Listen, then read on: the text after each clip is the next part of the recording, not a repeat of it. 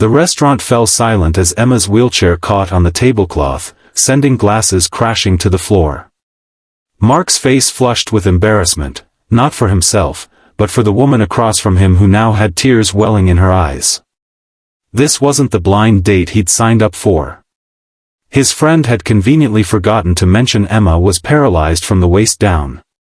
As their eyes met across the table, Emma whispered the words that would change everything, "You don't have to stay if it's pity." Mark Reynolds adjusted his tie nervously as he waited at the upscale restaurant his friend had recommended.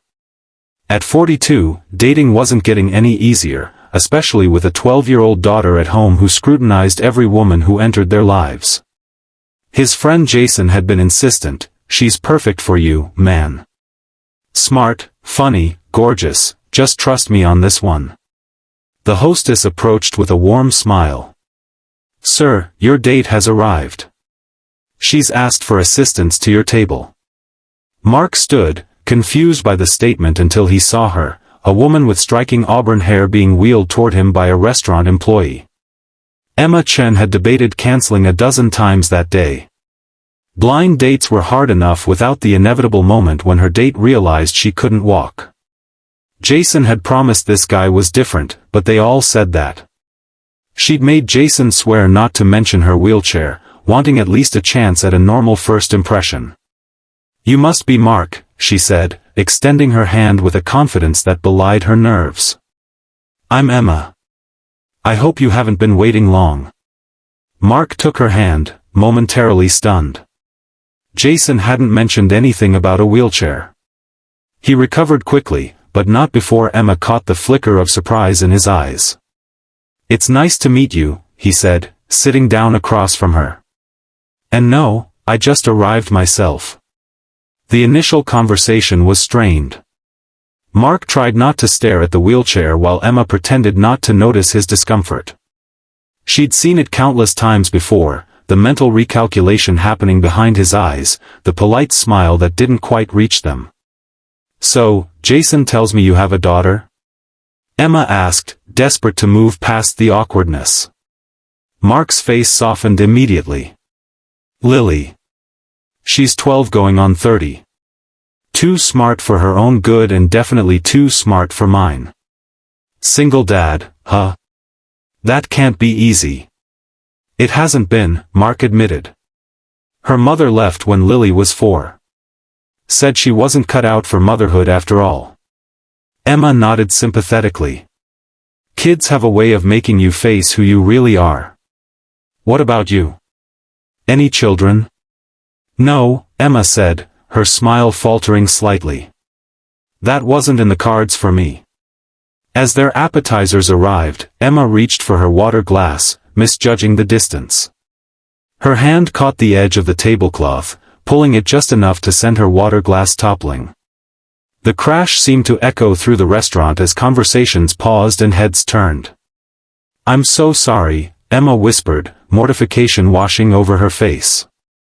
Mark quickly helped the waiter clean up the mess, but the damage was done. The carefully constructed normalcy of their date had shattered along with the glass. "You don't have to stay if it's pity," Emma said quietly when they were alone again. "I'm used to it. Jason shouldn't have tricked you." Mark looked at her, really looked at her for the first time that night. Beyond the wheelchair, he saw a woman with kind eyes and a vulnerability that resonated with something deep inside him.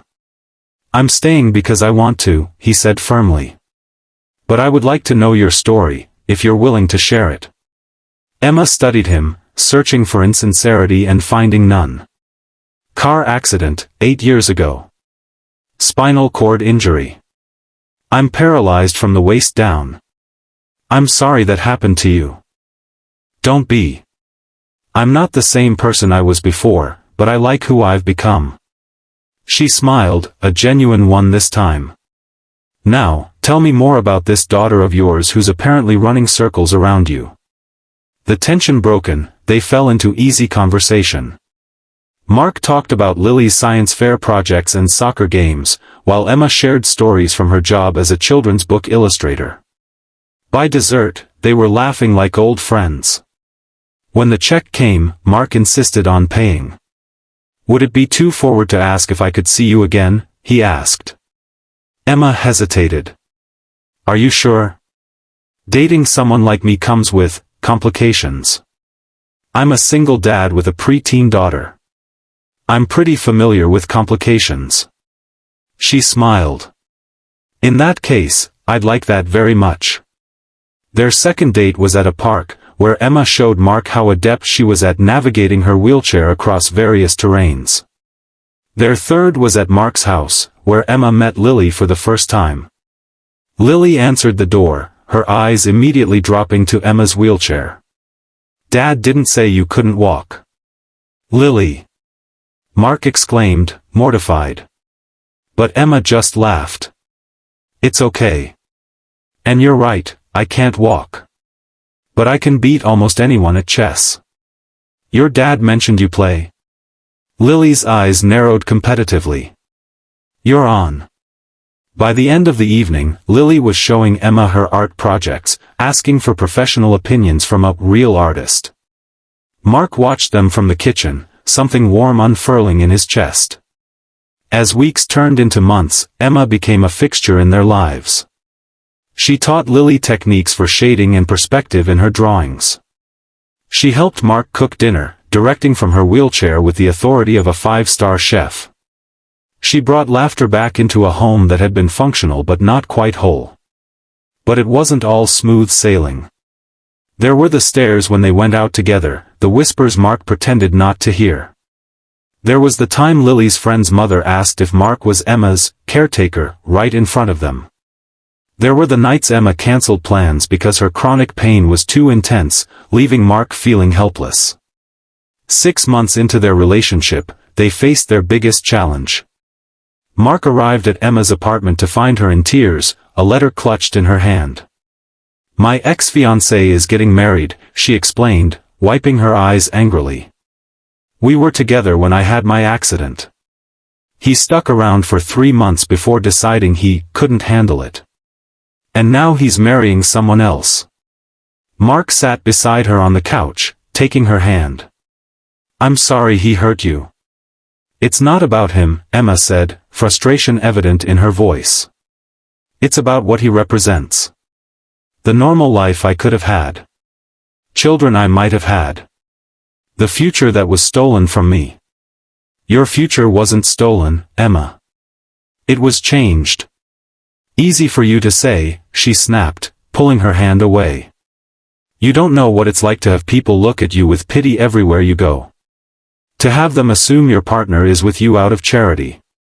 Mark flinched as if she'd slapped him. Is that what you think? That I'm with you out of pity? Aren't you? At least a little bit? The noble single dad dating the poor paralyzed woman? That's not fair, Emma.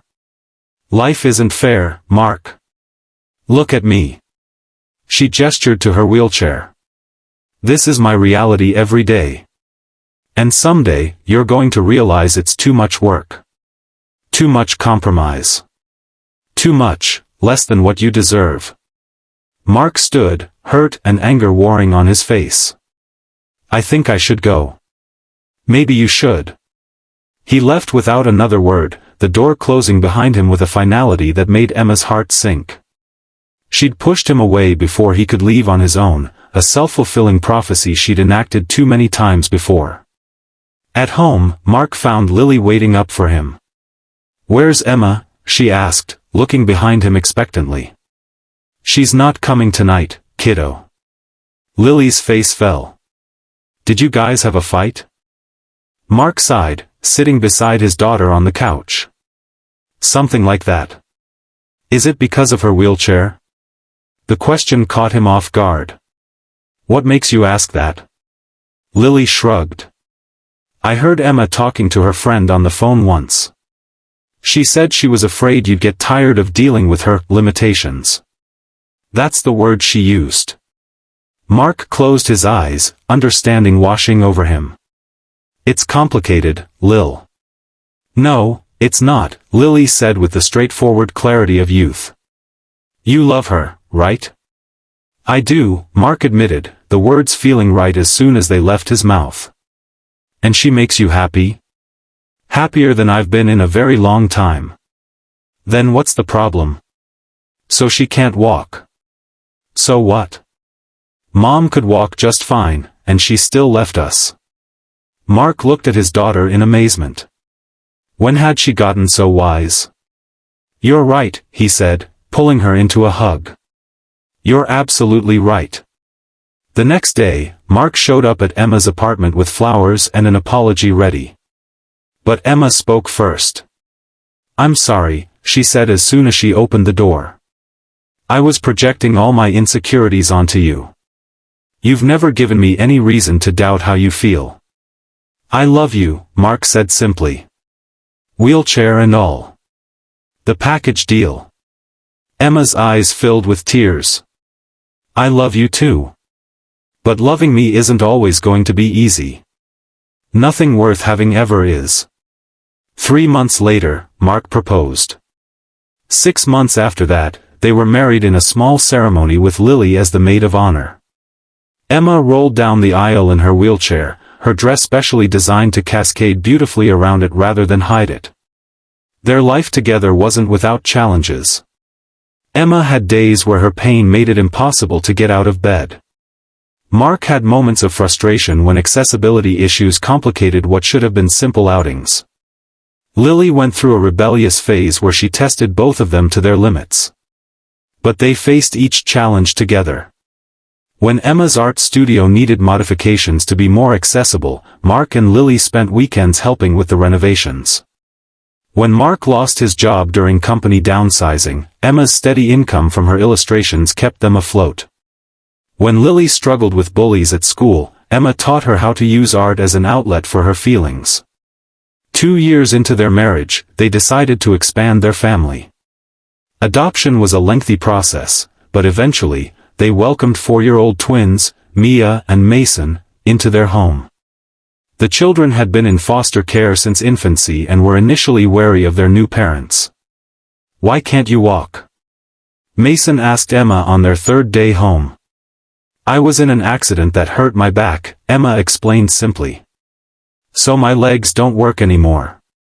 But my arms are extra strong to make up for it. Can I ride on your wheelchair? Mia asked. Sometimes, Emma laughed. When we're at home and it's safe. The children adapted quickly, seeing nothing strange about having a mom in a wheelchair. To them, it was just part of who Emma was, like her red hair or her talent for drawing. 5 years after they first met, Mark and Emma sat in their backyard watching Lily help the twins build a sandcastle. Lily was 17 now, talking about art schools and following in Emma's footsteps. Did you ever think we'd end up here? Emma asked, leaning her head against Mark's shoulder. Honestly? No, Mark admitted. That first night, when you knocked over that water glass and thought I was going to leave? I was terrified. Not of your wheelchair, but of the strength I saw in you. I wasn't sure I could measure up. Emma laughed. And I thought you were going to run for the hills as soon as dinner was over. I'm glad Jason tricked me, Mark said, kissing the top of her head. Best trick anyone ever played on me. Me too, Emma whispered. Me too.